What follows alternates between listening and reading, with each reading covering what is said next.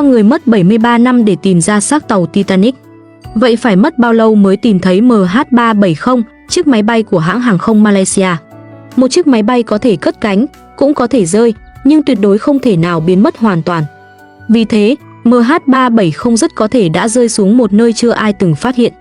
Trong nhiều năm qua, từng có người tuyên bố đã tìm thấy mảnh vỡ của MH370, nhưng phần lớn đều được chứng minh là giả mạo.